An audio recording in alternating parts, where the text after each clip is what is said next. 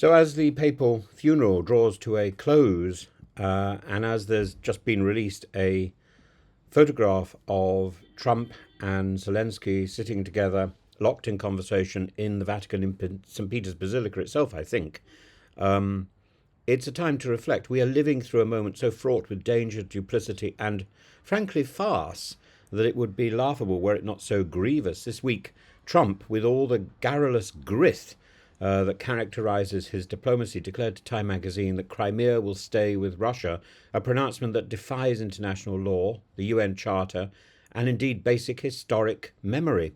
And at precisely the same moment, a Russian general, Lieutenant General Yaroslav Mostalik, was assassinated in a fascinerous act of urban warfare on the outskirts of Moscow. Yet, in the middle of all the smoke of exploding vehicles and the charred remains of imperial ambition, Trump's envoy Steve Witkoff met a smiling Vladimir Putin for constructive peace talks. One could scarcely script a darker tragicomedy.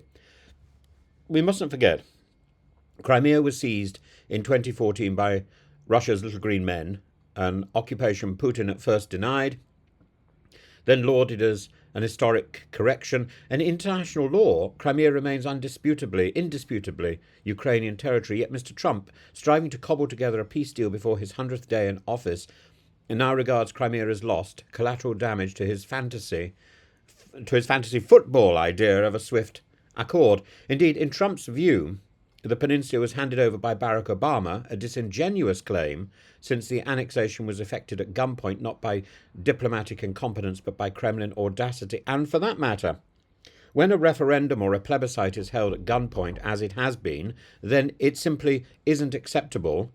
For Trump, it's not Russia's violation that matters, but Ukraine's alleged failure to fight hard enough in 2014. Such statements are not merely careless, they are profoundly dangerous. In suggesting that land conquered by force can be legally absorbed through sheer passage of time, Trump sets a precedent that gnaws at the very sinews of the post-1945 world order. If Crimea is recognized as Russian de jure, not merely de facto, why not Donetsk, Luhansk, Zaporizhia, or tomorrow parts of Moldova, Georgia, or the Baltic states? Zelensky, with commendable aplomb, has refused to indulge this madness. Our position is unchanged, he said. Crimea belongs to Ukraine. Nor could he concede otherwise without violating Ukraine's own constitution, which asserts its territorial integrity as indivisible and inviolable. Indeed, Ukrainian sovereignty extends even to those lands temporarily marred by foreign occupation, even though Russia has declared them unequivocally Russian. This is the irony and the absurdity of this tyrannous regime next door. Meanwhile, Witkoff, a property mogul turned diplomatic neophyte, strolls through the Kremlin exchanging pleasantries with Putin, a man whose regime stands accused of war crimes, of stealing Ukrainian babies. Now, that's like a scene out of Indiana Jones and the Temple of Doom, and yet nobody seems to worry. Witkoff's effusive praise for Putin as super smart is as garrulous as it is grotesque, yet events have conspired to cast a long shadow over these peace efforts. The assassination of General Mostalik, methodical, brutal, aggressive, and efficacious, highlights the deepening clandestine war now raging behind Russia's own lines. That Ukrainian operatives can strike so near the Kremlin at will underscores Moscow's vulnerability and makes a mockery of Putin's claim to secure Russian greatness. How absurd, then, that even as generals are incinerated on Russian soil, Trump's team continues to trumpet progress. The sheer cognitive dissonance is breathtaking.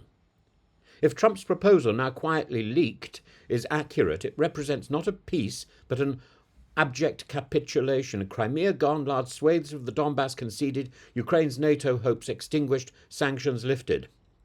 And all this in return for what? A fragile truce that legitimizes conquest, teaches every autocrat that brute force wins, surrenders a mineral deal, and brute force is successful. Putin is flag-waving because he is sufficiently patient and perfidious. The attempt to force Ukraine into surrender under the guise of peace is not just immoral, it's impractical. No Ukrainian government, short of one installed by bayonets, could accept it and survive. The moment Zelensky puts his pen to that document, his premiership is over. Probably his life is over. As Vitaly Klitschko aptly warns, Ukrainians will never accept occupation. They cannot. To do so would be to abandon their history, their democracy, and the memory of all who fell defending it. Now, the reality is, of course, that up to 2014, Russia had a sort of de facto occupation of Crimea anyway. It was the port of Sevastopol was leased to Russia under the terms of the of the Budapest Memorandum and the agreement that preceded that, where Ukraine declared independence from the USSR, from Russia itself. But a de facto occupation is not de jure. We must be clear-eyed. Peace without justice is not peace. Recognition of conquest is not diplomacy. And no amount of boasting and bragging and facinorous deal-making can ever disguise it.